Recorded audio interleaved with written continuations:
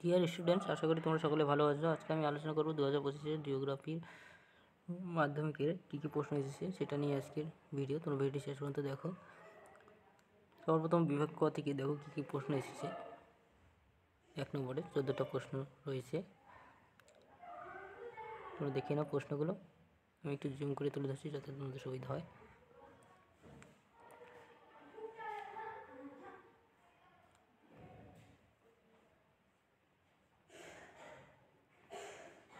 চোদ্দ নম্বর হয়ে গেলো। এখন বিভাগ ক্ষয়ের দেখো প্রশ্নগুলো। শুদ্ধ হলে এবং সু এবং অশুদ্ধ হলে ও লেখো। টোটাল 6টা প্রশ্ন দেওয়া আছে, মানে 7টা দেওয়া আছে, 6টা লিখতে হবে। তারপরে প্রশ্নে চলে যাচ্ছি। দেখো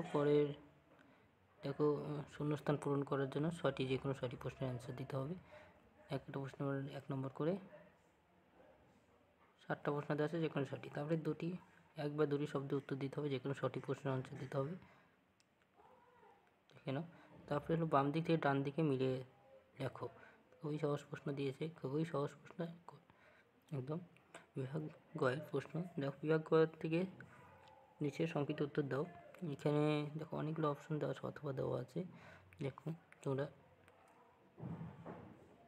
খুবই সহজ সহজ প্রশ্ন দিয়েছি। বিভাগ গয়ের খ প্রশ্ন তোমরা দেখে নাও।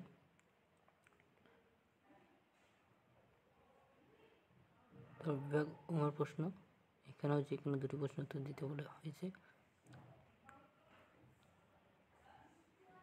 তারপরে তোমাদের মানচিত্র এসেছে বিভাগ চ থেকে। দেখুন মানচিত্র খুবই সহজ সহজ মানচিত্র শব্দগুলো দিয়েছে। কোথায় কোথায় কী দেখা যায়, সর্বাধিক বৃষ্টিপাতযুক্ত স্থান কোথায় দেখা যায়, দক্ষিণ ভারতে একটি ল্যাটেরাইট ভিত্তিক অঞ্চল কোথায় দেখা যায়, পূর্ব ভারতে একটি ম্যানগ্রোভ অরণ্য অঞ্চল কোথায় দেখা যায়, উত্তর ভারতে একটি ইক্ষু উৎপাদক অঞ্চল কোথায় দেখা যাচ্ছে, পূর্ব ভারতে একটি ভারী ইঞ্জিনিয়ারিং শিল্পকেন্দ্র এবং নবসেবা বন্দর চণ্ডীগড় থেকে শুরু করে কোল্লেরু হ্রদ এবং সাতপুরা পর্বত মহানদী। এটা হলো শুধুমাত্র দেশটি পরীক্ষার্থীদের জন্য।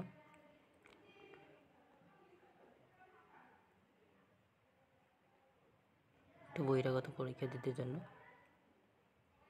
এই হলো তোমাদের প্রশ্ন। এবং ভিডিওটি তোমাদের কেমন লাগলো অবশ্যই কমেন্ট করে জানাবে, এবং তোমাদের যদি পিডিএফটি লাগে অবশ্যই কমেন্ট করে জানাবে। পিডিএফটি দেওয়ার চেষ্টা করবো। সকলকে অনেক ধন্যবাদ ভিডিওটি দেখার জন্য। আজকে এই পর্যন্তই।